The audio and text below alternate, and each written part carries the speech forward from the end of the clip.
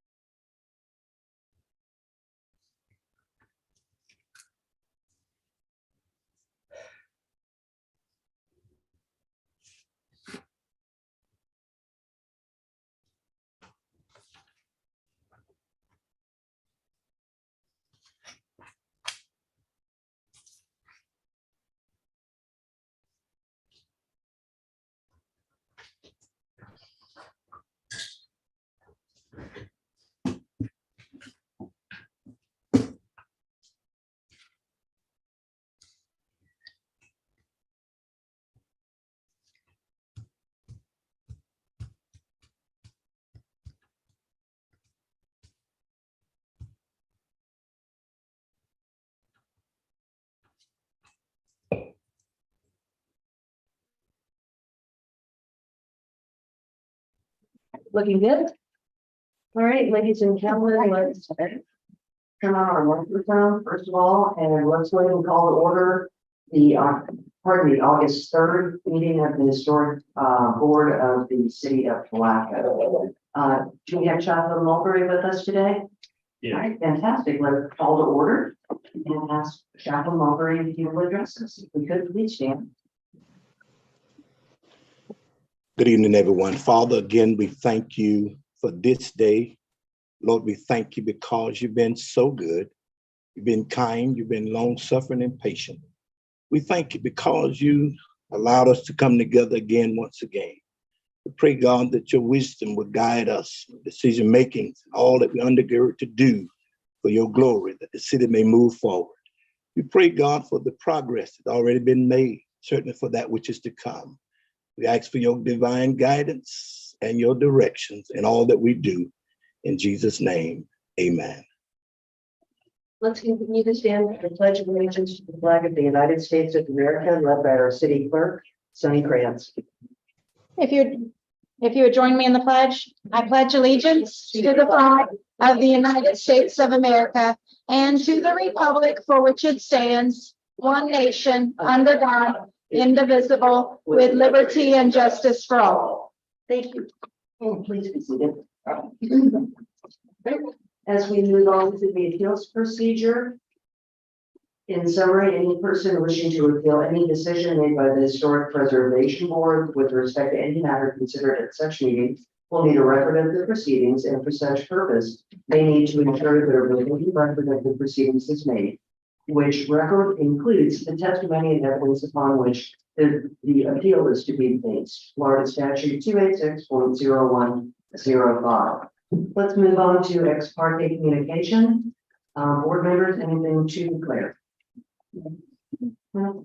I did receive a phone call from Pam Garris that I don't believe had anything to do with the items on the agenda. But as I mentioned to her, I do declare ex parte communication when I receive it, and she was basically communicating about things that may or may not come before us. So there you are. Madam City Clerk, if you could, the roll call, please. Happy to. Mr. Sheffield, Here. Mr. Beaton, Here. Mr. Hollister, Here. Mr. Jefferson, Present. Ms. Pierce, present, Ms. Vogt, present, Chair Van Rensburg. Here. All members present and accounted for. We do have a quorum. Thank you. On to the approval of minutes of the July 6, 2023 Historic Preservation Board meeting. I trust you've all had a moment or two to look them over. Looking for a motion to approve. Thank you, Ms. Vogt, and a second. Second.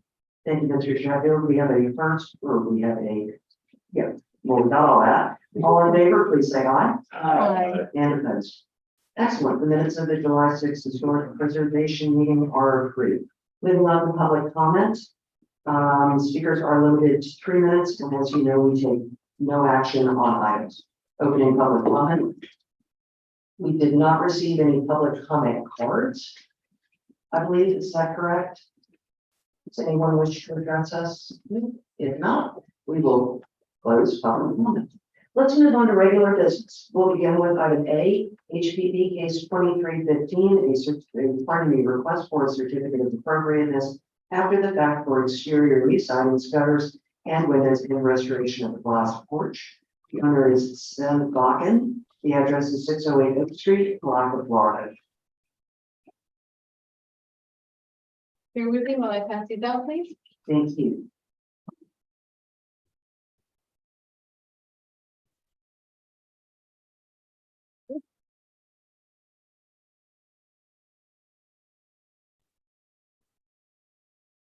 Good afternoon, Madam Chair, members of the commission. Sorry, Lisa Wong, Plan Director. I just passed out a copy of the Secretary of Interior standards, their guidelines for preserving, rehabilitating, restoration, and reconstruction of historic buildings, Part 1. In that section of the guidelines, I have highlighted 2 areas. One on the first page that talks about removing a major portion of the historic wood from a facade. They're saying facade here, that also applies to siding, and if you move over to the last page, there is another section, couple of sections that I highlighted that talked about removing wood. That's not recommended to remove the wood that could be stabilized, repaired, and conserved, or using untested consolidants and unskilled personnel, potentially causing further damage to historic materials. It's also not recommended to remove a wood feature that is unrepairable and not replace it, or to replace that feature with a new feature that does not match. It's also not recommended to use substitute material for the replacement that does not convey the same appearance of the surviving components of the wood feature. This pertains to Mr. Backen's request to use hardy board siding to replace rotted wood siding on his structure that he owns on 608 Oak Street. He did supply you with a quote for cypress beveled boards and also hardy board. So you have that before you, I believe, the difference in the prices. That's all I have. The decision is yours, but it's all I have. I'm happy to ask Mr. Baxter if you'd like to. If you'd like to speak for that. Board members, do we have any questions at the moment for Ms. Walsh? And by the way, I appreciate having this information in front of us. The Secretary of the Interior standards are what we are charged with attempting to uphold whenever possible when it comes to stewarding a historic structure. So to have something at our fingertips, which is very easy to understand and highlighted too, is really a bonus for us as a board. So thank you very much for this information. Board members, do we have any questions of Ms. Walsh at this time? This is an application for a COA that has come back to us a few times. Am I to understand, Ms. Walsh, that at the moment today we are just talking about siding? Correct, Okay, because you've already approved other things that he requested at the last meeting. that was my understanding as well, but I was like, to make sure I'm on the correct page. All right. We would love to hear from you, Mr. Bakken, if you wouldn't mind coming up, and we know who you are, but if you would, please state your address and your name for the record. Hey, there. Seth Bucket, I believe it's only at Oak Street.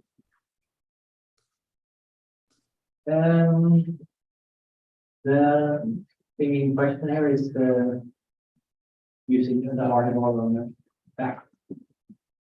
back wall, and I mentioned last time. So, that's the very part of the building.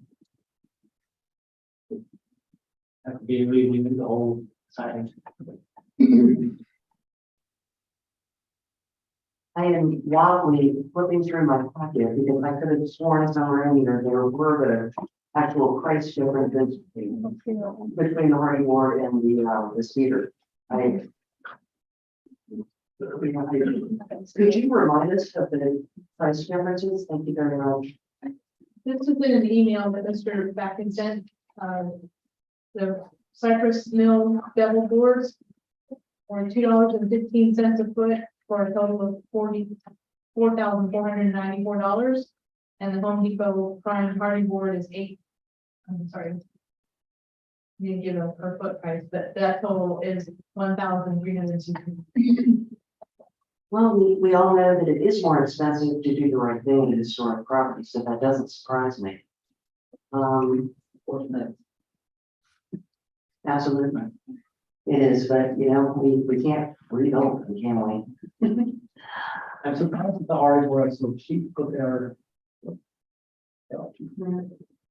I believe, and I might again need a little bit of correction here, but I think we kind of lean towards you as a board in the past of giving you a little leeway on things. Because I tried to do everything else correct, between material wise and colors and mechanisms. Of course. I didn't see the pictures in the packet because in the last meeting and this one, you were referring to only the back side of the home. And so are you really by that comment saying that this side would not be visible from the street or the side or after we move back. The It's whole lot only, is, continuously extend the back of the house is towards the block, so we can't see from the back either. From any side.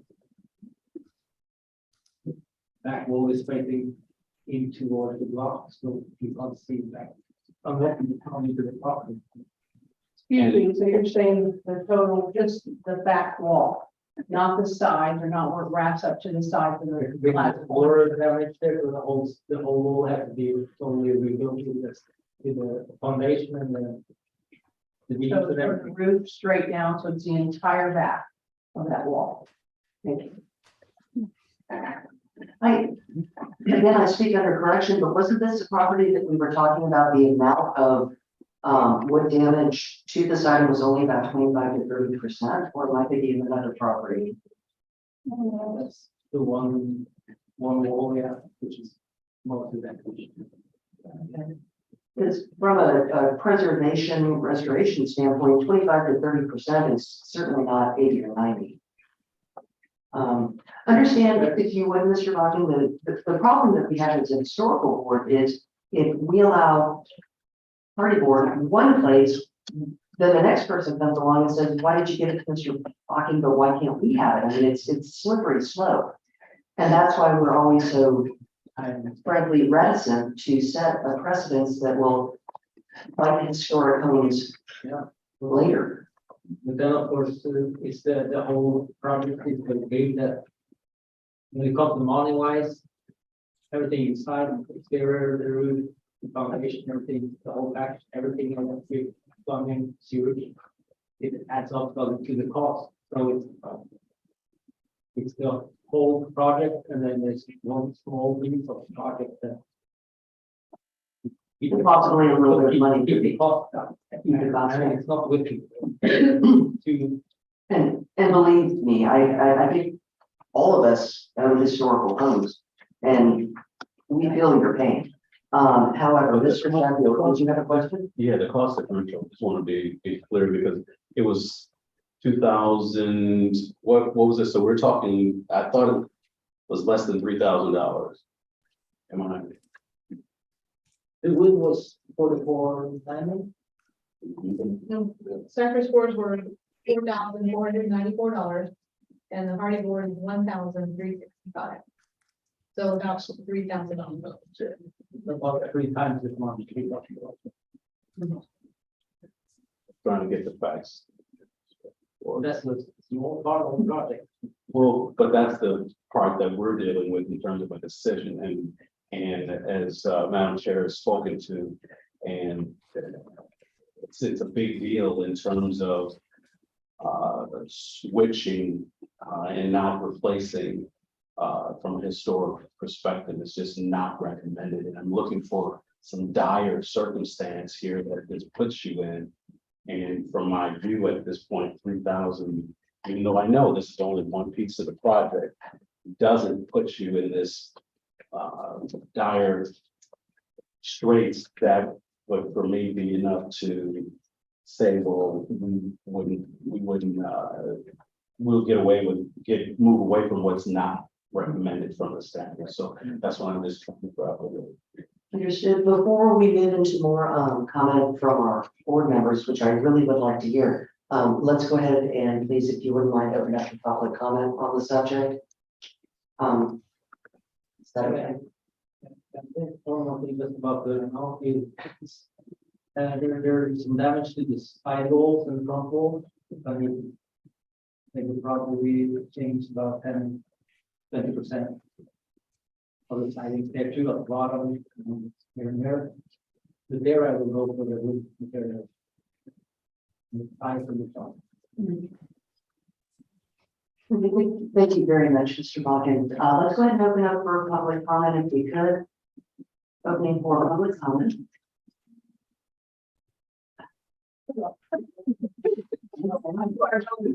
Come on up and give us your name and address for the record. Carol Rose, 312 Dodge. I completely respect and understand the need for you to, in your mind, preserve the historical aspect of our neighborhood. But I do think you also have to be extremely realistic. And this gentleman has taken on an extremely large project that was neglected for decades. And $3,000 is a lot of money in most people's minds. So I know for a fact that at least one of you have come before historic board requesting party board, and you were denied and you weren't happy. So this is the back of the property. And I have traveled extensively to southern cities, including Charleston and Savannah and St. Augustine. And you often will speak to people there and they will admit readily that, the back of the home may not be on the same level as the front of the home. And we are not any of those cities. So I do think you have to start considering fairness. I know that you're governed by policy, but I think that if you looked on the big picture in other historic cities that have a much higher tax base and revenue than we do, that you want to make a preservation affordable as well as aesthetically pleasing. Thank you. Thank you. Ms. Walsh, is there anything in the Secretary of Interior standards that talks about the backside of the building as opposed to the front side or the rear sides, or do they consider the building itself in its entirety to be historic? In its entirety. Do we have anyone else who would like to speak? Yes, ma'am. I know I sound like a broken record, but if you don't mind, come on up and introduce yourself and give us your address, please, and by the way, adorable dress. Oh, thank you. Good afternoon. I'm Annie Davis, 420 Kirby Street. And I am coming with a similar statement that understanding the guidelines, that considering technological advances, granted, that do not conflict with the guidelines to be considered, as well as considering other cities, the preservation as well. I've looked at a few other cities that do allow the plank as long as it does not change the look and aesthetic, especially in an area that is not front or side facing. Just want to add that comment. Thank you very much. All right, anybody else? If not, we're gonna go ahead and close the public comment. Discussion amongst the board.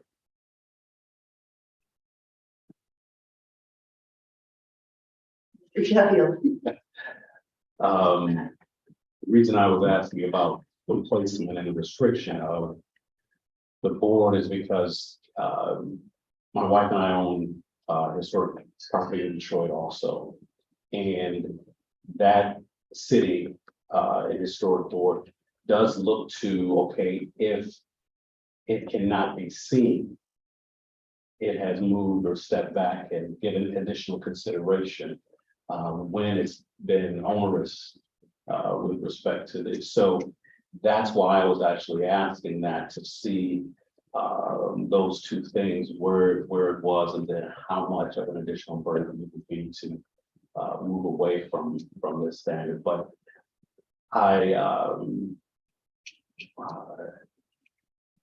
it's unpleasant, and I'm because I'm the one that was denied one of my properties in seeking to do that. And I understood the reason, and I hope you understand that the burden that we have, because the slippery slope is truly one. Because those would come, even though someone will say, okay, you allowed it in this instance, come back, why aren't you allowing it for mine? So then why couldn't they say, well, wait a minute, you disallowed it for this one, so why are you even coming and asking? So if we can play the thing that if it's consistent one way, go with that if it's in your favor, but not. So just understand our dilemma, and believe me, we appreciate all the work that you do and what it takes to do this. And so I think we're really seriously thinking through how we can help if possible. Anyone?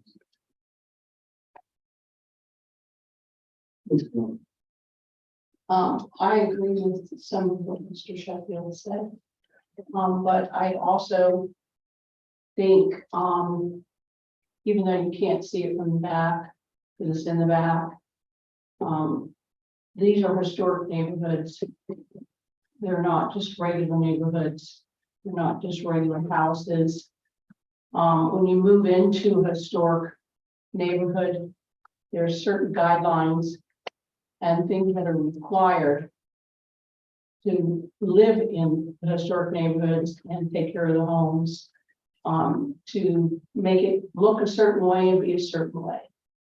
And so I think that's part of the responsibility when you purchase a home in those neighborhoods, that you pretty well know that it's going to be a big cost, especially if you had reviewed, like when you purchased the home, you would have realized that you have a lot of wood rot and you're going to have gutters and you're going to have electric and plumbing and insulation and drywall or plaster or whatever. And all those things do add up, and you would have a budget to, you know, purchase it and figure it out. I also, if I'm not mistaken, looks like you're going to have a lot of things that you're going to be doing on this home, and there may come another area that you need something to vary a little bit, which might be easier for us to vary in that area than on the hardy board.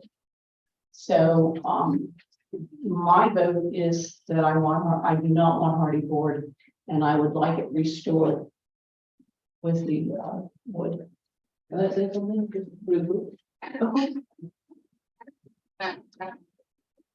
Funny you should say that about when I buy a property, when I bought a property, I didn't know about the historical district now. And I don't know about it. yeah, You're right there. yeah, there's a real. It's not like you can read it there, broke it, agent didn't tell me, the someone didn't tell me. I didn't know about this until I applied for the grant.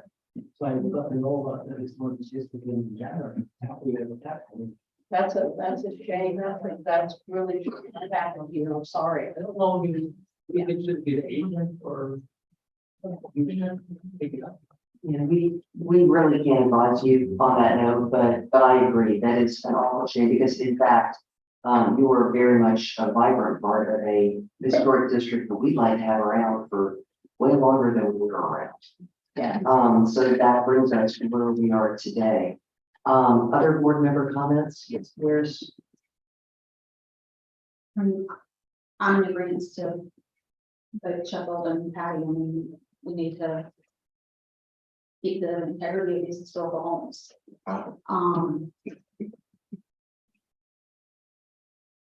Mr. Hollister, something to answer? Mr. Beaton?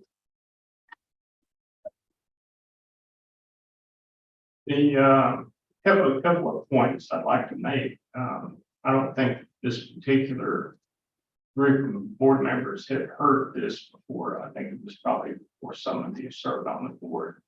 But we were told in one of the meetings when there was a very similar debate that's going on right now.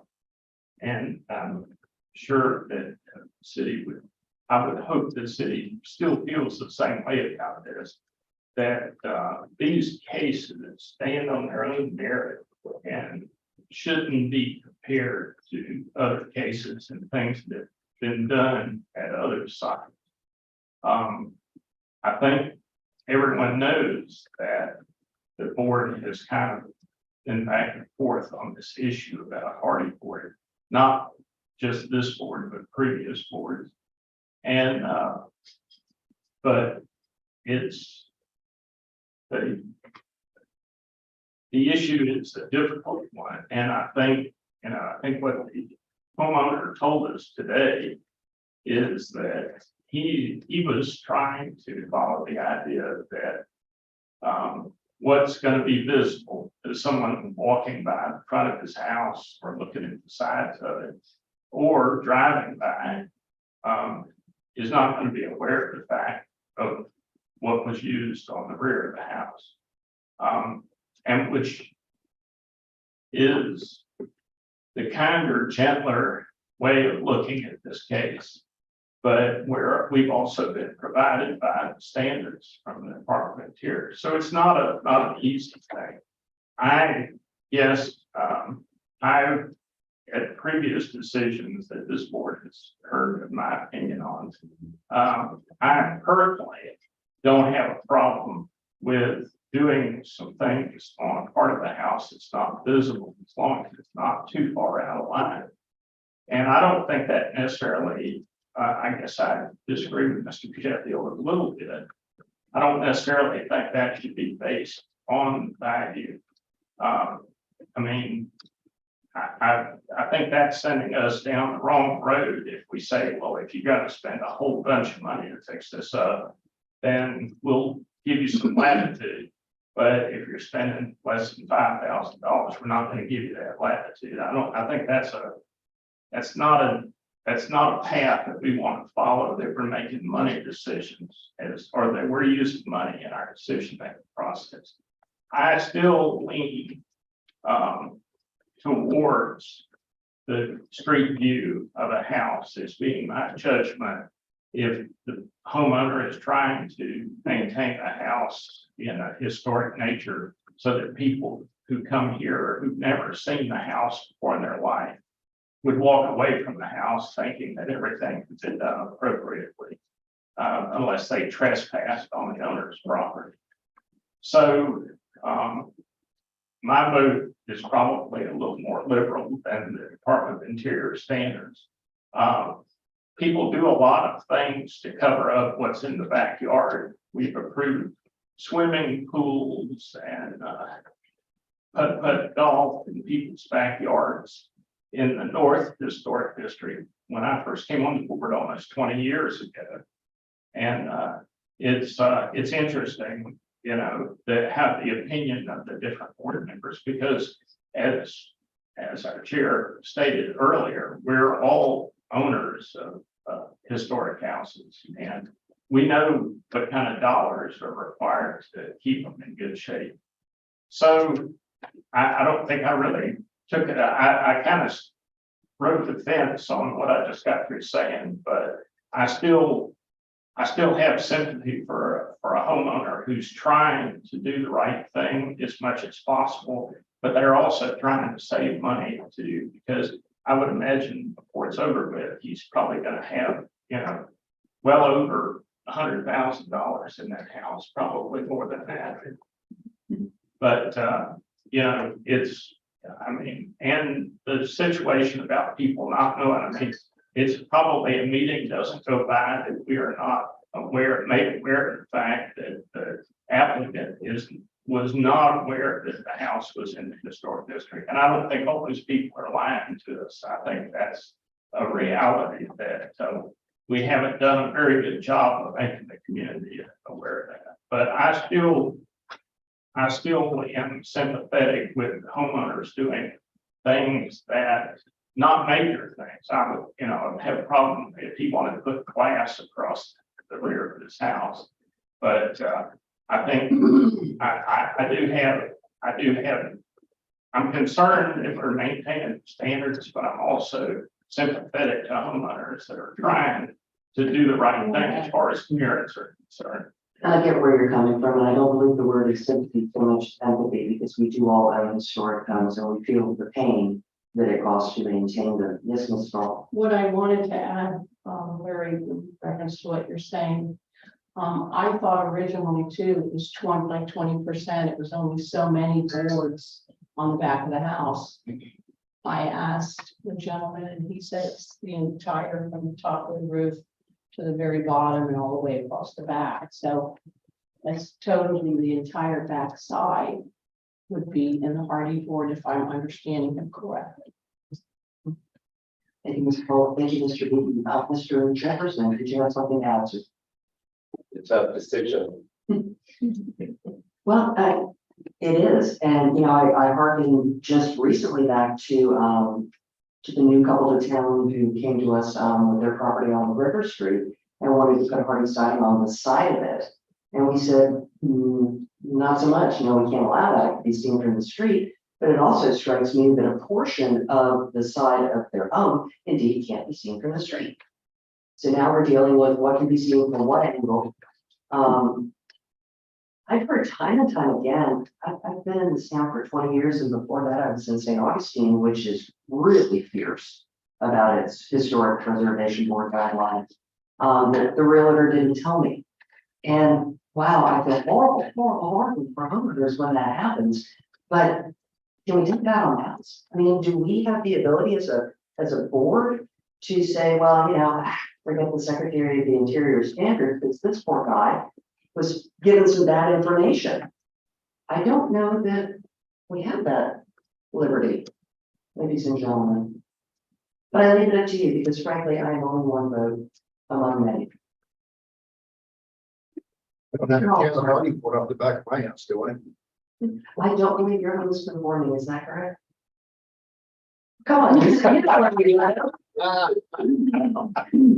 I don't, conforming in what manner? like a non-conforming, I don't believe. Yeah, contributing structure? Yeah, or what's, I don't know when your home is built. 45. 45, oh, wow, yeah, well, nowadays. Because the previous one, I think the person put hardy board on the back of my house. Yeah. But I guess he didn't come for the board. Well, and apparently we also allow, apparently we also allow putt-putt golf courses. So, you know, go figure. But we as a board, I feel, are trying to right previous wrongs, and we're trying to present a consensus going forward of what we feel is important. So having said that, do we have more discussion amongst us? Would someone like to move forward with a motion? I'll make a motion to, deny the hardy board. We have a motion to deny the use of party board in favor of cedar or restoration of existing siding. Exactly. Thank you. We have a motion. Do we have a second? I'll second it. Thank you, Ms. Pierce. We have a motion and a second to deny the use of party board in favor of restoration or replacement with cedar. All in favor? Aye. Please say aye. Aye. Want to do one at a time? We don't need it. Let's do a roll call. We're getting into roll calls lately. Mr. Sheffield, I'm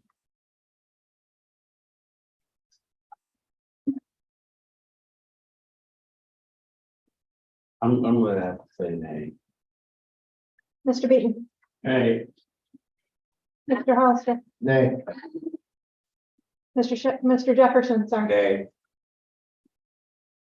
Ms. Pierce. Ms. Vogt, Aye. Chair Van Rensburg. Aye. So we have Sheffield, Beaton, Jefferson, nay, so 3 nays. No, I'm sorry, Hollister, nay. 1, 2, 3, 4, 4. And then passing, we have Pierce, Vogt, and Van Rensburg, 3. So motion failed, 4-3. All right, let's try again with another motion, please.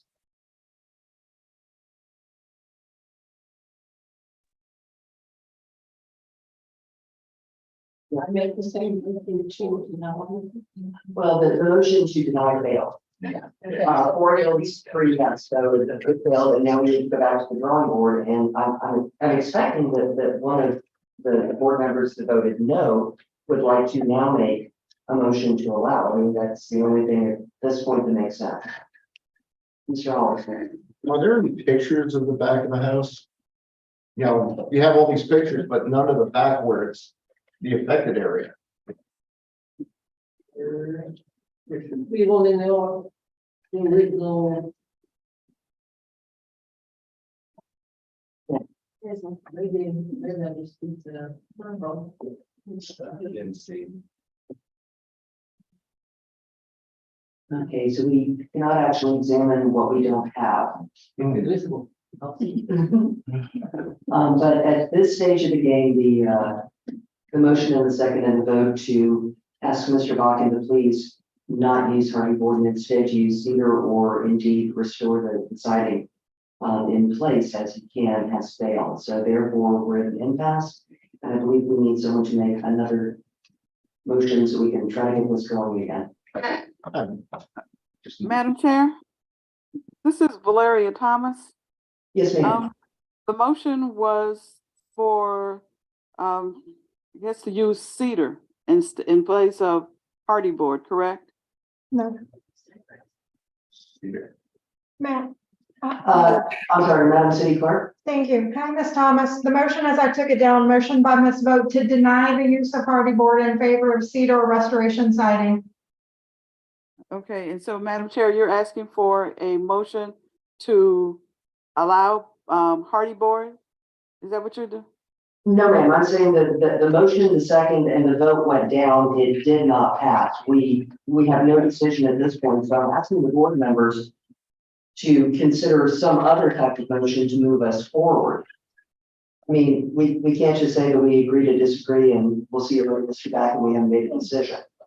Okay, I understand now. Thank you. I have not. Mr. Hollister. Does he have to use cedar siding? Does he use pine?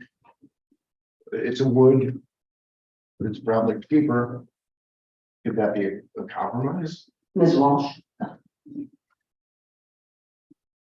The guidelines state that it should be something similar to the existing wood. It doesn't say it has to be the exact same species of wood. In some cases, I don't know if you'd be able to find certain species of wood. Now, when he submitted the quote, it was from Florida Cypress Mill. And it was only for beveled boards. It wasn't necessarily for cypress wood. Or the Cypress Mill is just the name of the facility. And we don't know what the original material was. Whether it was oak or pine, or we don't know. But I'm betting it wasn't oak. If it was wood and it was like, I would not have a problem with it was pine If you have my. or oak or any of that. I would not have a problem with that. All right, so the assumption of the board was because we heard it in Cypress, that indeed it would be Cypress. That may have been it, but it was for just beveled board, so it's not just a simple pine board, it's got some, what do they call it? Profile. Profile. Right, a certain profile, but it was the name of the process to make it beveled. That's what I was trying to come up with, and I failed. But yeah, it doesn't specify a species of board. So, Mr. Hauser, you were trying to get to you mentioned the word compromise, but instead of party board, moving to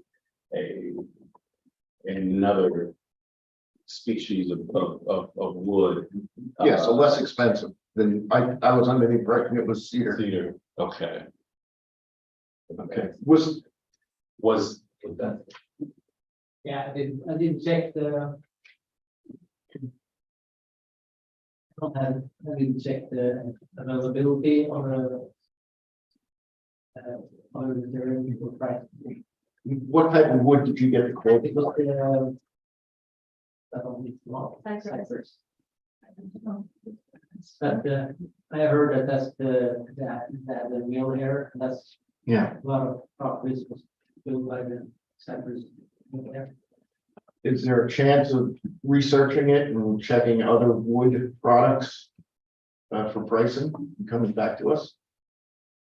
Well, I'll be leaving back to Norway on Sunday, so I will be here for another, a few months at least, maybe more. I can do online, of course. I'd like to wrap this up. Yeah. Okay. Thank you.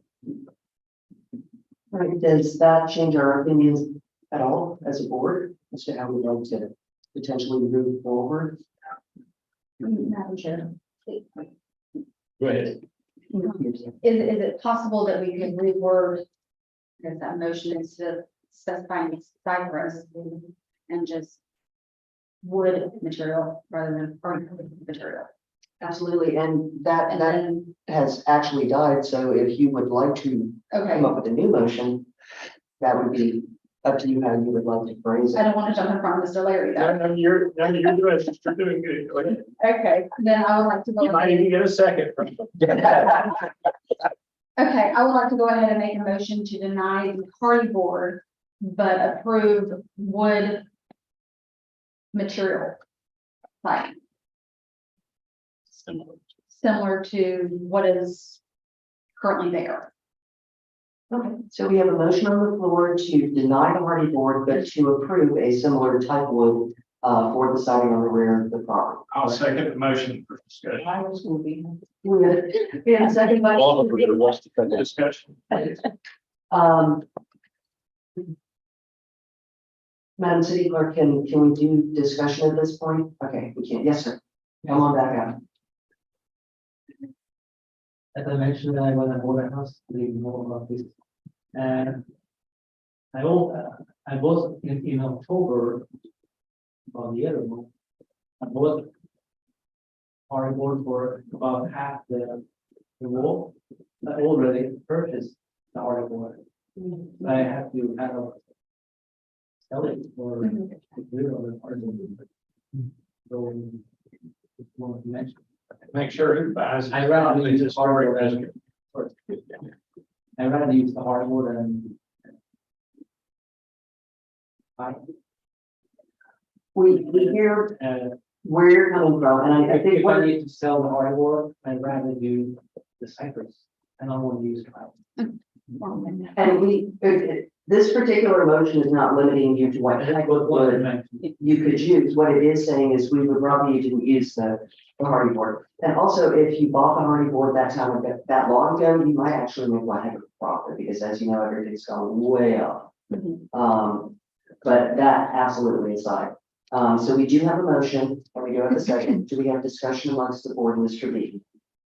I wanted to bring to the attention of the board, if you look at the sheet that they gave us about replacing, and not look on the not recommended side, but look on the recommended side, it says replacing in kind an entire wood feature, which I think would include the rear of this house, that is too deteriorated to repair. It says that if using wood is not feasible, then a compatible substitute material may be considered. So it's a little bit of double speak on part of the Department of Interior, because if you go across to the not recommended side, it almost says the opposite. I think my opinion would be to use, if he uses another wood product, that if you walk from the side of this house to the rear of the house, you don't see a noticeable difference. I certainly have no problem with that at all, and I would much prefer a wood product being used on the rear of this house than hardy board, because I think hardy board speaks of not anything historic. Okay, do we have further discussion amongst the board? If not, Madam City Clerk, can we call the roll, please? Are we all familiar at the moment with what we are voting on? Is everybody on the same plane? I would like to restate it. Okay, Motion by Mrs. Pierce to deny the hardy board, but approve wood siding similar to what is currently there. Second by Mr. Beaton.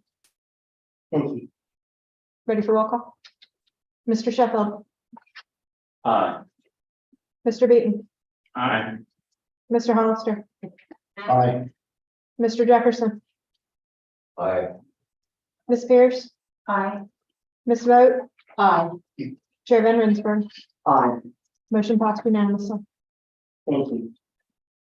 And thank you, Mr. Bakken. We appreciate you, and we appreciate what you are doing for this beautiful house. We do. We really do. All right, ladies and gentlemen, we are moving on to item B under regular business, HPP case 23-22, request for certificate of appropriateness for exterior alteration to existing building construction of new residence. The applicant for Mr. and Mrs. Siegel, the address is 429 Kirby Street, Palatka, Florida. Yes, ma'am. Thank you, Madam Chair. This is an application that you mentioned for some renovation to the old Hammer Hall building. And also the construction of a new residence adjacent, if not attached to it.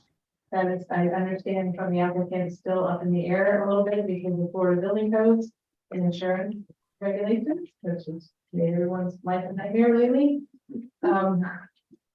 You have read your staff report, I'm going to assume, and I'm gonna regurgitate it.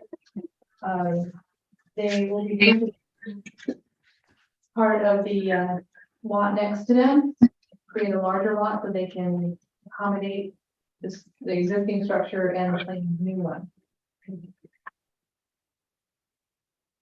You have some photographs in there. I'm just gonna go over them very briefly on page 3, where they talk about the areas of the hammock hall that they'd like to address and change. That includes changing out some of the lighting fixtures and adding a little bit of detail on the paracut roof, changing out the doors and the railings that are there on the front porch. On the next page, there's some examples of the lighting fixtures that they'd like to use, as well as the doors and the windows on the next page. On page 5, there are red lines around the areas of the building that they'd like to revise. I'm not certain if they want to replace those windows or just remove the mural paint so that the light can come in through the existing windows. But I think the seal will also tell you that the door would be replaced at the rear of the building here. And then on page 6,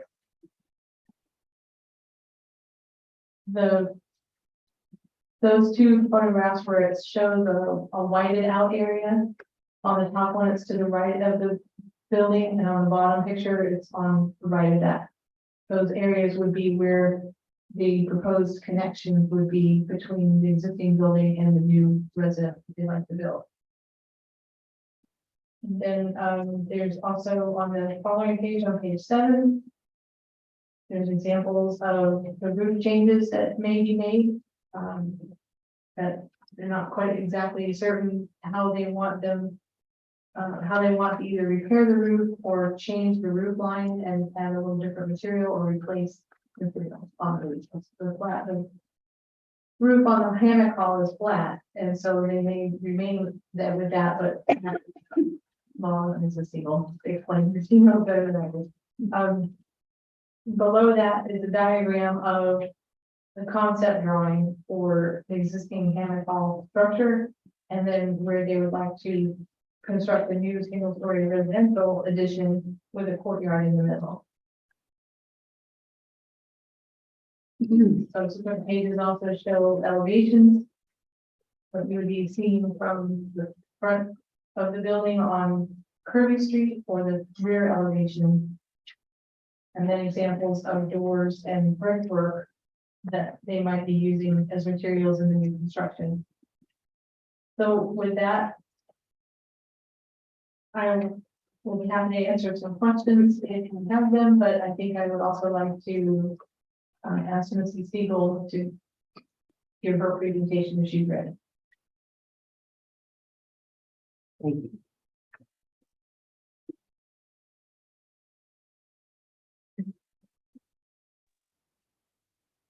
Unmute. Hello. Hi. Can you hear me? Hello. Yes, we can hear you. Yes, you can. Oh, okay, great. Okay. Hi. I'm sorry that we can't be there today. Unfortunately, Joe came down with an illness, which is COVID, this morning. In safety concerns, I'm fine, but I'm staying home and doing this via Zoom, which is, I guess, what this is for. My name is Teresa Siegel, 126 Oneida Street in St. Augustine. We're currently under contract to purchase Hammock Hall. And we're in the due diligence period. And once we finish construction, this would be our primary home. We would be moving from St. Augustine. We've lived in St. Augustine for 30 years.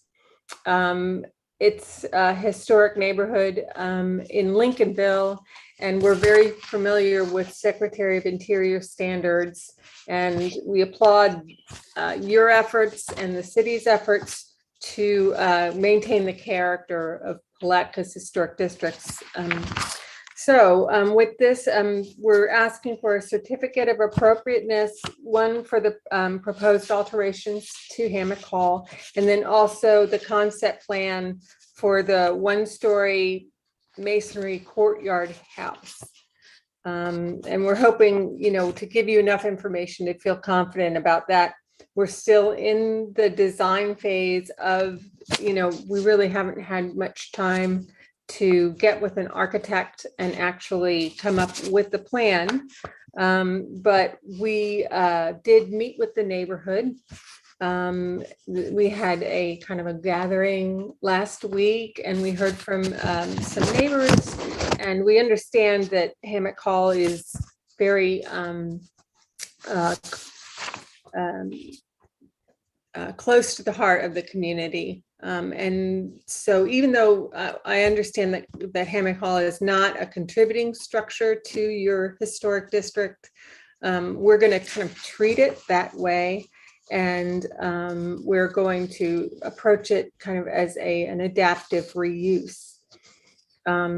So with that, I had a PowerPoint, and I don't know if that's something that I had submitted, but if we don't have the PowerPoint, I'll just go through this and maybe refer to the pictures that are in your packet. The proposed front facade would, in those repairs that you would see in your, the first example with the red lines on the Hammock Hall, you can see that there's red lines. We would be taking away those gooseneck lamps that are across the top. They wouldn't really serve a purpose for us. The lights that are on the sides of the doors, those lights, oh, is this my presentation? Great. Okay. I didn't want to jump in and say, I think we got good. a second. Yeah, this will make it easier. You can just advance it to the second, the third frame, I guess, which is with the red lining on Hammock Hall.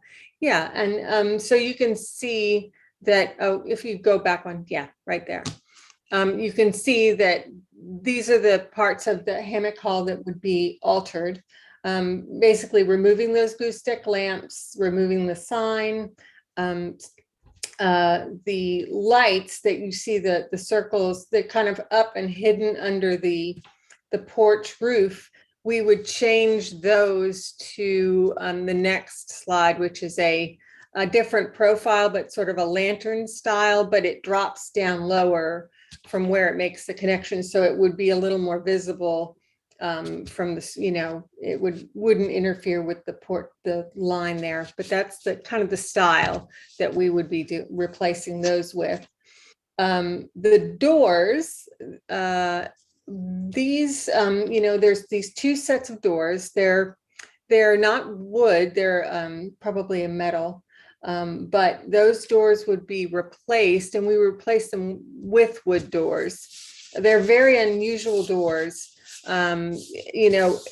It would be unusual to try to find two sets of doors.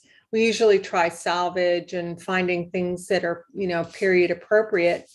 So Joe would probably be making these doors. He would be making these doors. Similar to, we found a profile online that would be similar, where there's lights at the top, so that it would allow light in. But if it's a beautiful species of wood, we could leave it a natural wood. It kind of depends, but if we were to paint them, it would just be painted the same color as the existing doors there, just to kind of keep that. And then you can see the hardware would be something similar to what's down in that right bottom corner, that type of lever hardware. And so the next slide is an example of a house that we rehabbed in St. Augustine. This was right next door to us. We purchased it. It was going to be torn down. Joe worked very hard to restore it. It was many, many years. But I wanted to show you this picture because the doors were not original. The windows were not original, although there were some original windows in the back. So you can see the door in the next slide is a kind of a detail. The doors are so important, I think, to the fenestration of the house. And this door, we didn't put it on until the very end. A friend of ours sourced it and he found it in Georgia and brought it to us and said, I think I found your door. So we understand that that's a very important part of the look of the building. So the next thing, I think the next slide goes back to the facade of Hammock Hall because then I wanted to mention what we were going to do with the window, that center window, which is just one fixed pane. The next slide would be an example of what we would be looking at as far as with molding and multiple lights, probably somewhere between 18 and 21 light window in the center. And that would make sense. We want to make sense of the fenestration and the window on this building with what we're going to do on the addition. So it's going to be a little bit of a search and design, but something like this. The lower window would be a casement window that would open we would have an in swing, so for ventilation purposes. But that's the style of the window that would be replaced. The next slide is what we would do. This is kind of funny, but if you want, we can take the little library and paint it. I don't know if anyone wants the little library, but and I know Barbie's a really big thing right now, so pink is in, but we could. Yeah, I'm pretty sure it's not historic. Yeah. So that's kind of takes care of the front facade. Also, we would remove the railings that are on the sides of spindles. Those would be removed as well. So then this next slide. I'm sorry, can I I'm jump sorry? in here for a second? Yeah, sure. I just want to mention, first of all, sorry for getting COVID and keeping us from being down there in person.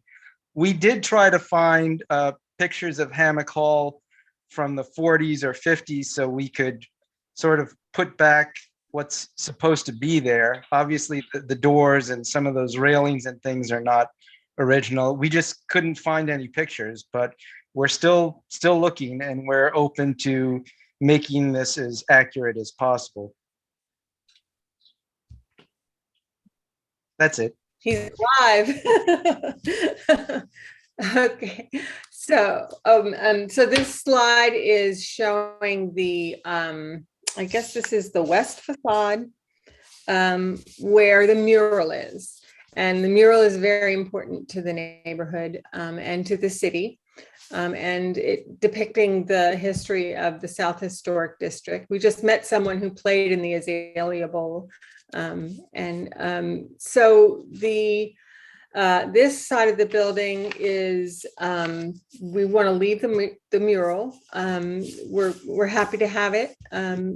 The only changes we would make would be to the windows. We would need light, so that the windows would be replaced the same size. Perhaps a casement that would be able to just open for ventilation, but and then the door all the way on that east side. It really doesn't, there's not a very important part of the mural there. It's just sort of, so that door would be replaced with something that has some lights at the top, some glass, security, of course, but for light to come into the back of the building. So that would be that part for that side. And then, the one thing I was wondering is, we're not, I don't think we would be I'm like maintaining the mural. I don't know if there's, I don't know who, the circumstances for creating it. And certainly if the South Historic District Association or somebody wants to maintain the mural, that's great. Of course, we would clean the brick underneath. That would be part of the restoration as well, or the rehabilitation. And then the next slide showing the east facade. Yes, that's the east facade. And then the other picture that was included in the staff it shows if with the addition, we're not exactly sure how the courtyard is going to attach to the building, but those, the next slide shows the maximum that we would be touching Hammock Hall. So otherwise there's really in phase one, which is the rehabilitation of Hammock Hall, that would just stay as is right now. And then the back of the building, which is the next slide, that back has this adorable mural on it, the children's mural. And right now with not with the addition, there is a portion of the wall that would be in the next slide, shows how much of the connection would be made, and that's the maximum that we would come over to attach to this back door, to attach the two buildings. But the utilities that are there, there's the air conditioning that has that block in front of it. It's kind of it's sweet how everything is painted, but the block would be removed for I don't know what the historic district how they feel about screening and what is appropriate, but of course we would just screen the air conditioners that are there, and they're working for now. We can stick with the air conditioning that's there. We would just also need to deal with the ash tree that's at the corner there, that's all entangled in the electrical wires. And then the back, that back edge of the roof, that's where the roof all sheds water on the back. So we would have to do some kind of gutter system in order to catch that water. And but that's the impacts to the back of the building. The next slide is the roof. We were looking at and in the slide of Hammock Hall, you saw like a red line across the top. There's actually no parapet in the front. It's the roof just goes straight out. There's but the parapets are on the side. So we were thinking perhaps we could raise build up the parapet to match the side parapets and then do a sloped roof. But the price on that is flat roofs are very difficult to insure. And it's a commercial type thing, but so the lower pictures are the existing roof. The higher picture, at the time that we submitted this, we were thinking we could do a one long slope that we really wouldn't see, but we're probably going to go with this TPO white coating that you see in the other, that would be just a complete re-roofing in this TPO white material. Can I jump in there again? Yeah, I was thinking you might. Yeah, just on the roof, we've run into, I guess like everybody in Florida lately, insurance challenges with this building.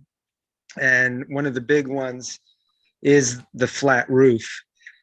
I don't know if we'll be able to get enough slope to put a standing seam metal. That's what you're seeing there in that picture. But at very least, we might want to increase the slope a bit just so it sheds water better than it does. and that would be a slight increase of the parapet. Well, there's no parapet in the front. That would be adding a small parapet in the front. I guess it would be the trim, and all the trim in the front, that would all be replaced like for like wood and painted white, the trim around the window, the trim around the doors, the columns that are there. And then the ceiling of that porch is kind of a plain, it's like there's no paint on it. It's just raw wood beadboard, I think. So we Yeah, would it's just be beadboard. painting. Yeah, we would be painting it white or like a light blue, the kind of typical porch ceiling color. But so I think that is the extent of what we would be doing with Hammock Hall. So I don't know if you wanted me to go right into the addition. Is that a good idea to go right into that? Can we ask questions about this part? Sure. I was gonna say, normally what we like to do, if this is okay with you, is we like to take things kind of a little bit at a time, making decisions as we go along. And so at this stage, I think definitely Mr. Goodman. Okay, thank you. In our packet, it's labeled page 5 and 45 in our packet. Mhm. It's the one that shows the murals.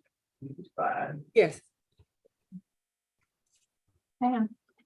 Just a second, she's bringing it up.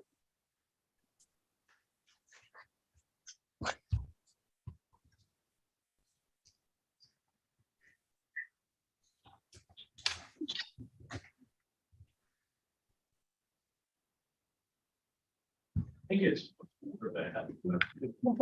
No, the staff report is at the end. Oh, is it? There it is. In our packet, what's written underneath there, it says, proposed south exterior windows to be cleaned and possibly replaced in door Yes. replacement. Yes. So a door replacement is what it says. So Well, you're not talking about moving the location of the door, are you? no, it would just be, we would be replacing it with something that would allow light into the back of the building. So it would be just a replacement door. Did that say replacement? Yes. It should say replace. Yeah, it says placement instead of replacement. Yeah. Yeah, we wouldn't be moving it. Everything would be the same location, same size. Okay, and just your statement about the murals, these murals are not under the auspices of the Conley Snyder Mural Committee. They were done by the South Historic District, so that is the body that you would reach out to for maintenance of those murals. Okay, great. Sure. I think we'd like to be clear that we're totally open to having and keeping the mural on the building, but we don't want to be held responsible for its maintenance. I understand, and that can get expensive. And we hear you on, sorry, we hear you on that, but I don't believe it has anything whatsoever to do with our particular board. So at this particular juncture, ladies and gentlemen, I believe what we are speaking about is door replacement, window replacement, light replacement, a possible modification to the roof, and the removal of the Hammock Hall sign, and maybe not the little library. Is that sound? Oh, and also some railings on either side. I mean, that's kind of where we are at the moment. Do we have other questions for the applicant, or can I go ahead and open up for public comment? Let's open public comment. Okay, let's close it even. Discussion amongst the board as far as lights, doors, windows, possible modifications to the flat roof to give it a little bit more of a pitch. How are we feeling about that? Mr. Jefferson? Are there any guidelines on the mural? And changing the mural, which would be putting clear glass where the windows are? The murals have absolutely nothing to do with this. Okay. The second question I have is, in this diagram, is there any parking, off-street parking? Well, I tell you what, because I don't think we're at that stage yet. I believe that we're gonna talk about, and please correct me if I'm wrong, Mr. and Mrs. Siegel, I believe we'll talk about that living when we talk about the addition. Is that correct? Yeah, although probably it would happen before the addition, and our intent was to curb cut on Kirkland behind the building, because we really wouldn't be using that front existing curb cut. You know, we would be changing where the cars would go. So it would be basically a curb cut for a 2-car driveway. Right. But just to kind of keep us on track, if we could, board, let's go ahead and focus on the beginning part of the application. What are our thoughts on doors, windows, lights, sign removal, changing the pitch of the roof, that sort of thing? Mr. Deaton? I don't have any problem with anything that's presented. Okay. Other comments from the board? I'm in agreement. I'm on with everything that they present. Is anybody having just a complete nervous breakdown or? No. We're all pretty happy. It's unusual, but, It's not at all. It's Mr. Sheffield. I just, maybe it's just a point of clarity, but the lamps outside, there were 2 pictured here. Is there one that you're going with, or you're just saying this is within the family of? One is the existing, the one on the left is the existing lamp, but it goes up and under the roof line. So we were just going to replace it with a lamp that would hang down, you know, and be more visible. Proposed is on the right. Yes, okay, and then the side door, you would be looking to do something that's gonna match what you're doing. You have pictured here on the front, you'd be going with that. I don't think so. No? Excuse me, I don't think so. You know, the doors in the front can be wood because they're out of the elements. You know, I think it's a steel door on Okay. the side by the mural right now. What I'm envisioning is something that maybe steel with a one light. Really, all we're trying to do there is get some light in the back of the building. Well, okay, so there is no example of that door, the door you placed there in the package. But you're just looking for a steel with some type of opening at the top for Well, light. yeah, let me ask you if it's a steel door that's there right now, which is not particularly appropriate, is a fiberglass door acceptable, or do you want to stay with a steel door? Ms. Walsh. I think it matters. I don't think. Secretary, interior standards typically say light for light, but if this is a non-contributing building, I'd say as long as the flavor. Right, I was going for the look of the door, really fitting in. And so that's why I was asking, since there wasn't a picture of that. Right. Good question. Thank you. And thank you. All right, I would venture to say it would just be a panel door, kind of a typical looking, the doors that are there now are very, you know, very kind of plain Jane, typical. It would just be a kind of a more of the same, a typical profile, only it would have light, you know, windows at the top to allow light in, you know, it would just be that style, but, you know, the same kind of typical with the panels, you know. Thank you very much. Ladies and gentlemen, how would we like to move forward?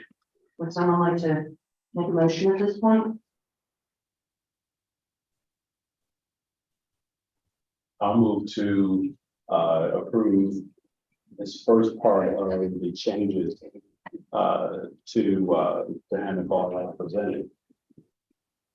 Okay, to include doors, windows. Yes, okay. lighting. Yes, as presented with the samples of doors, lighting, the plan in terms of the roofing, and what has been commented in terms of something like, but with light for the side. Okay, we have a motion. Do we have a second? Second. Thank you, Mr. Hollister. We have a motion and a second. Madam City Clerk? if you don't mind. Certainly. Mr. Sheffield, Aye. Mr. Beaton, Aye. Mr. Hollister, Aye. Mr. Jefferson, Aye. Ms. Pierce. Aye. Ms. Vogt. Aye. Chairman Lindberg. Aye. The ayes have it. Motion passed unanimously. Thank you very much. Let's go ahead and move on to, and at this stage, are we kind of in a conceptual, I mean, I'm getting the impression that you have sort of an idea of what you'd like, not a lot of firm details quite yet. So we're kind of giving you like a girl, we like the concept. Is that where we're going here at the moment? Well, I'm not sure. We do need some kind of assurances that our concept is acceptable. The idea of the one-story courtyard style, with what we're describing. Of course, we would like to have your input and thoughts, and it's just that this, because of the due diligence period is so short, and really we had a week after our offer was accepted to submit everything for your 5 weeks ahead of this meeting. So we got a draftsman that could take the measurements and make sure that the measurements of what we want make sense, and that and he could sort of take our ideas and put them on paper for you. We do have an architect who has served on the historic board in St. Augustine, and she would be we would be having a professional architect to actually draw the plan. But this is really the concept. I'm sure it's going to look just so much better than just our, but the draftsman did a great job in, giving us what we needed to present to you today. That's So, what we're trying to get assurances of, that we will be able to build this concept, even if some details are to be changed and worked out. I'm looking at the front and back elevations. So originally we were thinking of doing flat roof throughout, until I had conversations with some insurance people. And then we said, well, maybe a gable would look nice there. So we're not gonna have the flat roof anywhere besides Hammock Hall. So the rest of it will be 5E crimp metal and gable style construction. Right. So the yes. So the are we going back? This is is this the PowerPoint, or is this the staff report? Because I can just work from the staff report too. You don't need to pull up the PowerPoint. This But is a top report, but it's an easy switch over now that I have them both up. if you would just switch it back over, that just would help me with, reminding me of everything I just need to point out to you all.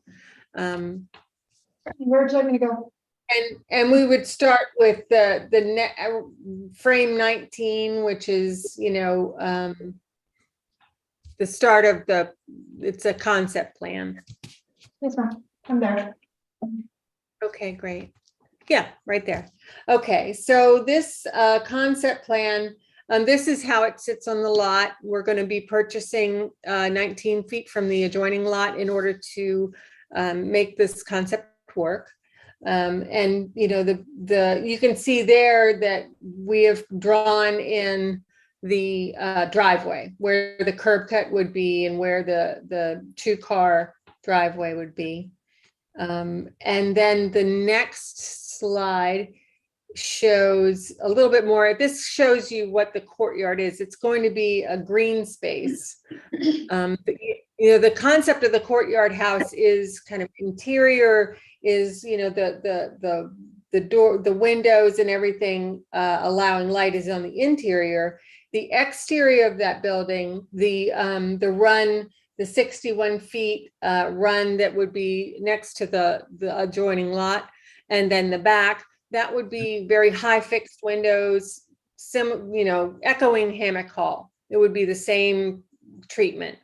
And then the interior is going to be all green space. This is actually not considered lot coverage because it's going to be impervious. I mean, it's not going to be impervious. It's going to be pervious. It's going to have lots of plantings, water feature, not a pool, but a water feature, and walking stones and things like that. Can I just mention that the courtyard house is a passive cooling technique for construction.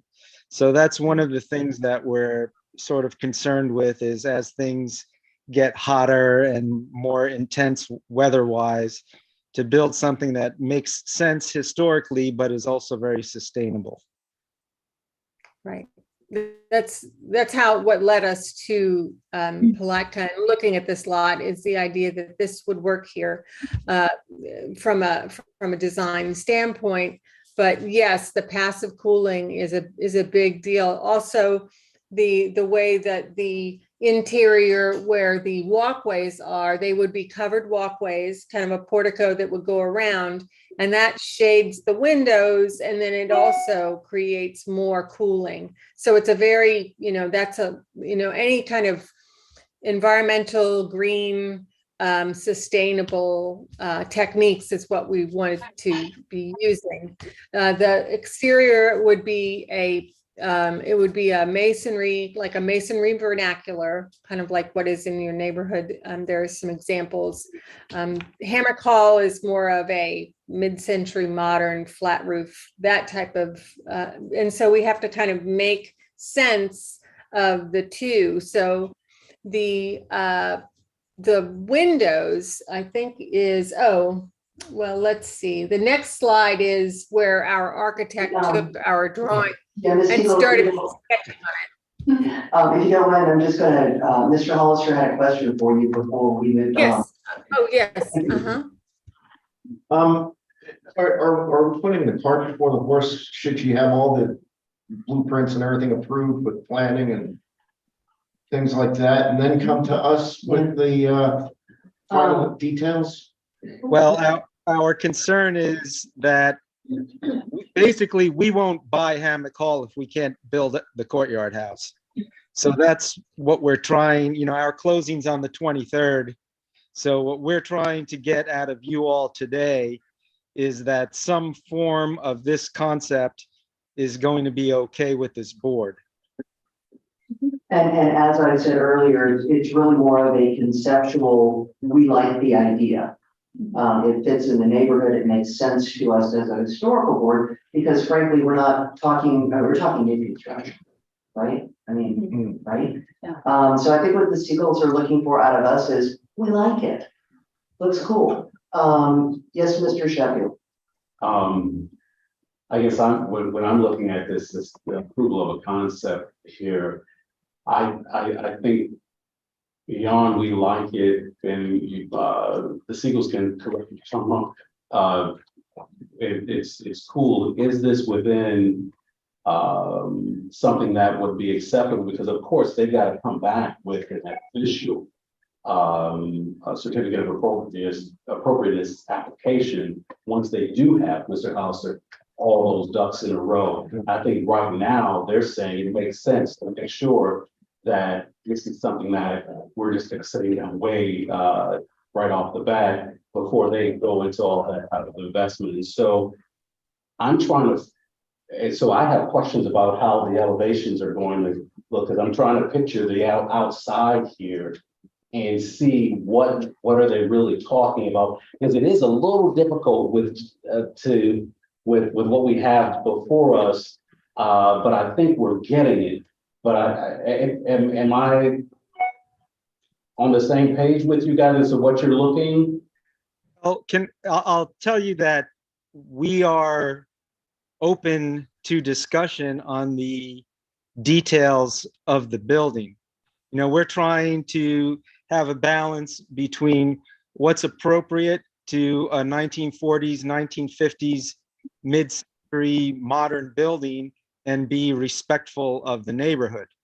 So there might be things that are, in an architectural sense, more appropriate for a mid-century modern building. Is that really what you want to see in the South Historic District? So, you know, we're not opposed to coming back, hammering out the details. Again, what we have to feel comfortable with before we close on Hammock Hall is that our overall concept is going to be okay with you guys. Well, one of the things I was looking for in this, and I really appreciate how you guys have started and laying this out, is whether your concept says, given what you've stated already in terms of Hammock Hall and keeping the murals and keeping really the front facade pretty much the same. Yeah, you're going to change the sign into a window, but that same space, you're not changing any of that.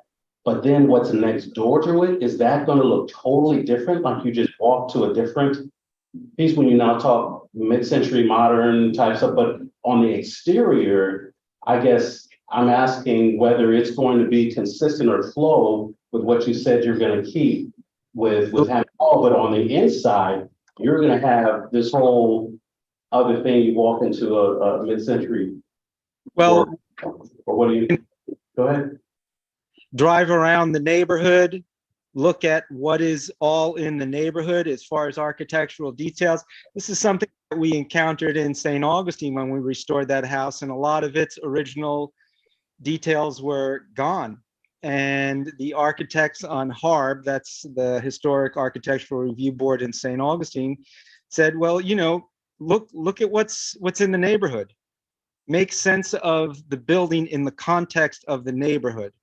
So I think that's the language we speak as preservationists. You know, this is an odd building, it's an odd project, but I think we have the experience and the skill set to put something together that's going to make sense of Hammock Hall, put on an addition that looks like it's respecting that and also respect the neighborhood as well. I'm sorry. So in essence, are you saying when you're done with this from the outside, in essence, it's going to look like a larger Hammock Hall, but really from the inside with a courtyard with this other stuff, but then the only difference, the roofing is going to change on the one side, but really outside, you're trying to keep it consistent.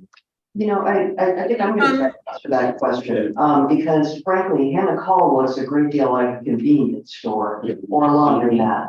If I were buying it and I was turning it into my home, I really wouldn't want it to continue to look like a laundromat, only larger and around the corner. Well, that's not exactly what I meant, but I get you. So I think that we need to give the applicants just a little bit of that leeway and that, you know, that welcome to the neighborhood of, you know, St. Augustine is a lot more advanced than we are as far as historical preservation is concerned. They've been great in that area for very many years. Their reputation precedes them. Hear nothing but good things about the Seagulls, and I personally trust that they're going to do absolutely the best, brightest thing they can with this property. So I'm willing to give a little bit of trust and to also say everything I see here just looks so much better than what we're looking at currently. And welcome to the neighborhood. Thank you. I'll say this, that when we're thinking in terms of Hammock Hall, I think we're speaking more about the scale and the spatial relationships of that building. So we're not trying to make something look like this is part of Hammock Hall. It's And this is what our architect from Harb told us. She said, in adaptive reuse, you don't pretty much make almost like a mockery of the building that's there.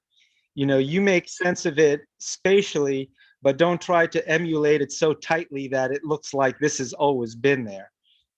Well, What I'm saying, I guess for me, I need a clearer communication of what you're trying to do and where you're trying to go.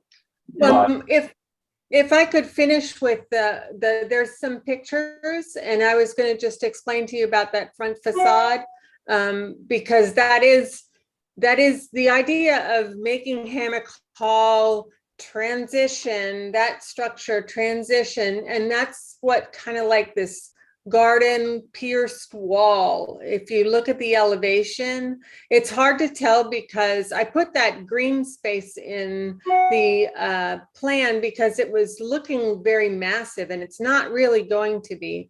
And when you look at, like, if you go to the next slide, I kind of did a detail. So that slide shows that part is going to be treated almost like a garden wall.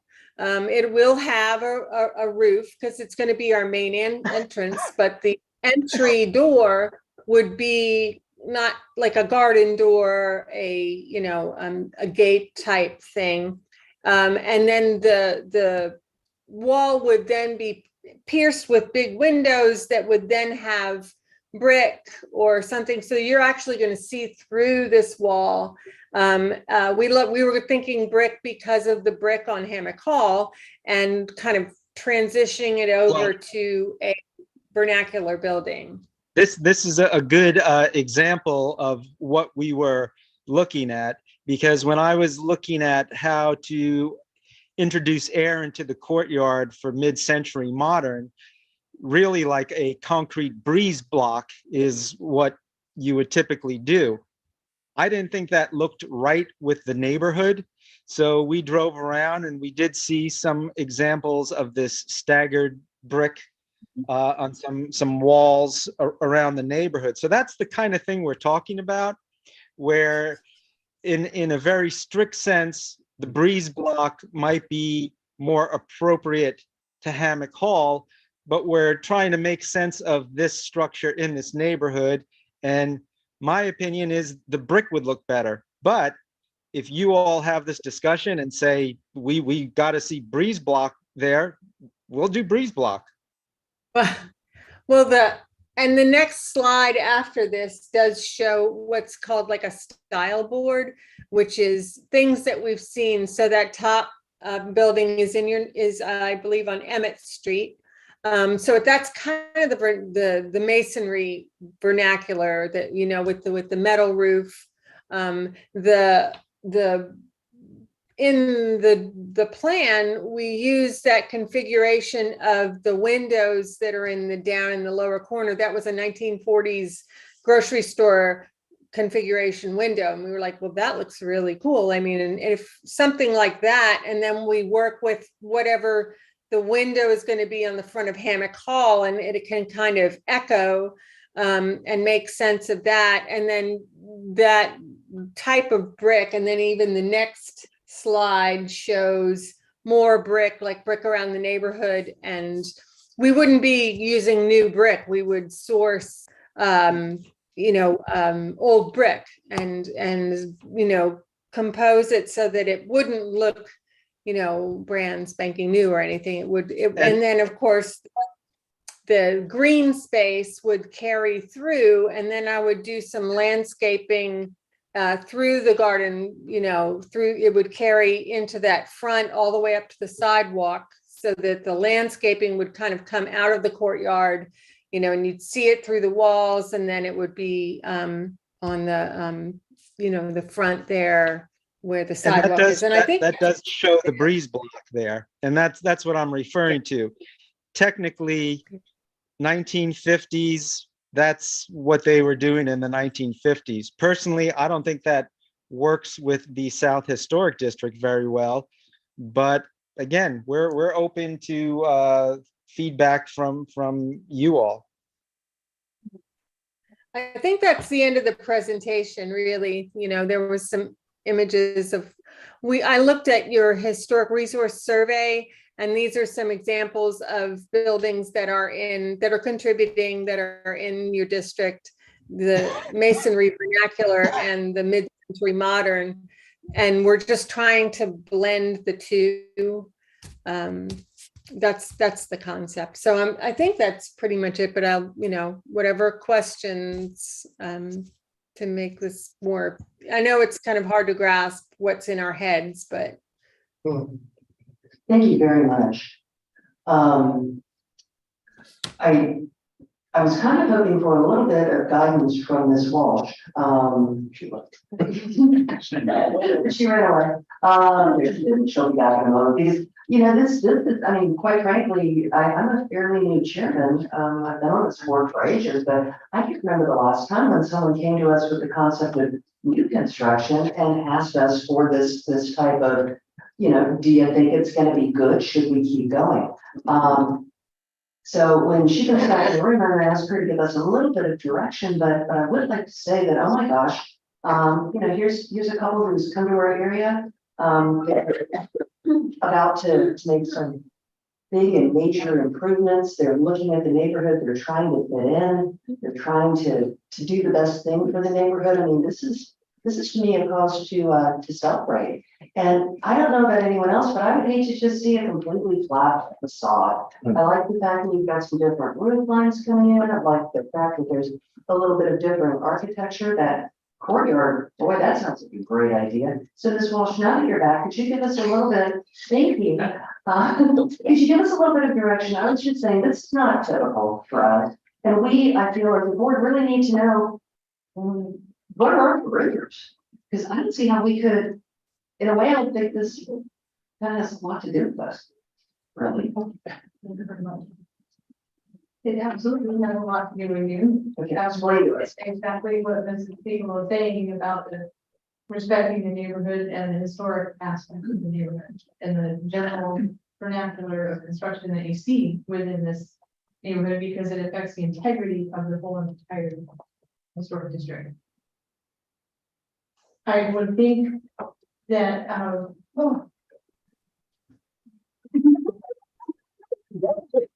Sorry, could you please give your name and reference? lay down. Sorry, Ms. Walsh. I think that what the Seagulls are proposing is a good idea, and they're only asking for approval of the concept. Exactly. So to have them come back later with more details is absolutely appropriate. Okay, fantastic. Yeah, does that kind of help us all get on the right page where we're going? In that case, how about some more discussion or possibly moving us a little ways down the line? I'm honestly, I'm excited to see this.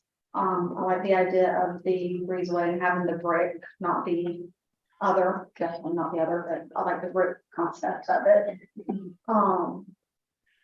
Yeah, I think it's gonna be, I personally think it would be a good contribution to the neighborhood. Awesome. I like the idea of it too. I like the fact that they seem to be taking a lot of care and time to think about all the decisions that they're making for it to fit in the neighborhood, for the building to fit on the lot properly, and the types of materials that they're using. I'm pleased with the concept. Okay, gentlemen, lately you disagreed with us. What's the? I just wanted to add your comments about the care that they're taking, being sensitive to the neighborhood and the way it looks. I don't even remember how long ago, but probably the applicant can tell you how long ago, but quite some time back, I did a complete history of the building for them. And they had numerous questions about what the complexity of the neighborhood was and how that building was felt. It's always been a center of the neighborhood. I remember as a child walking there to get a loaf of bread from the grocery store that was there. So it's always been a place to go in the neighborhood. It was the voting precinct for years. I think I may have mentioned that previously. So it was a center of activity for the community, and I feel very good about what I'm hearing and seeing. So I would agree with Ms. Pierce and Ms. Booth that your remarks that it's a breath of fresh air for, and especially for the people who own the property next to it and all. It's really improved that area.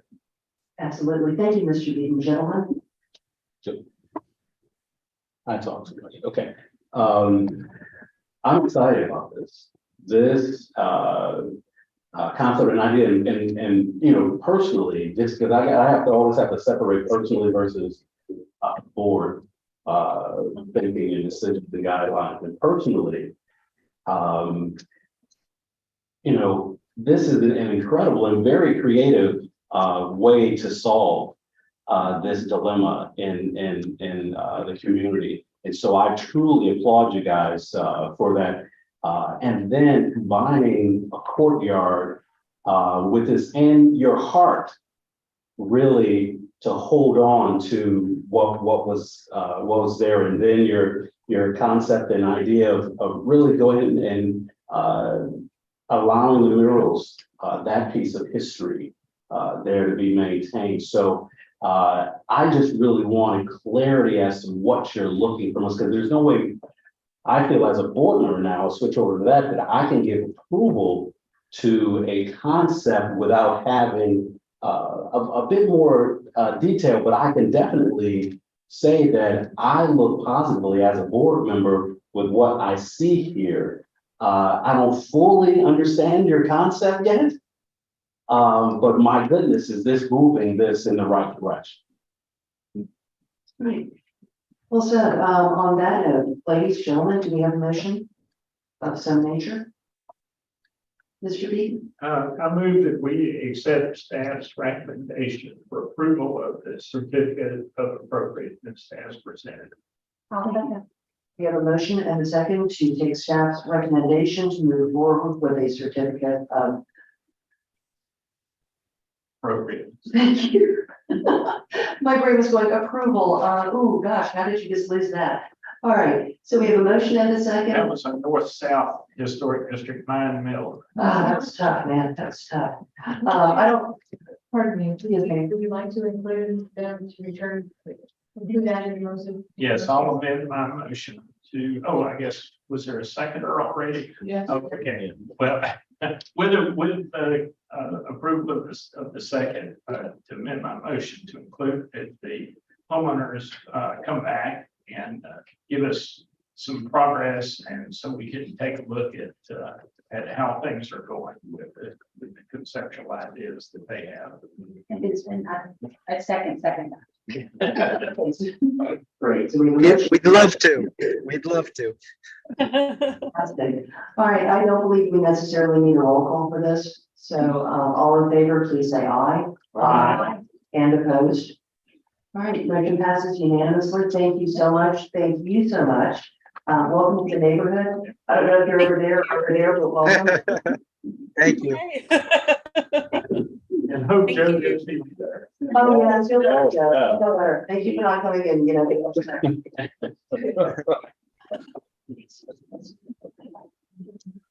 Fantastic. Moving rapidly along, because our meetings keep getting longer and longer. I'm not really sure what's happening. But the next thing on our agenda under regular business item C is we asked Ms. Gold and Ms. Pierce to put their wonderful brains together and come up with some ideas for a historic preservation brochure that could go out to new homeowners. And I believe you have something wonderful. Yes, I have maybe some realtors. Maybe some realtors. Happened to like gentlemen before. I'll take one, and if you will make sure that Lisa and Cindy have one. Okay, pass it down. Welcome to the City of Palatka. You're welcome. That's good. Okay. Did they try? So talk to us about it, ladies. Go ahead, Brandy, go ahead. Leave them all out. There's some extra. Okay, so Patty and I got together and we kind of. This is a rough draft. I pulled information from our Palatka, City of Palatka page.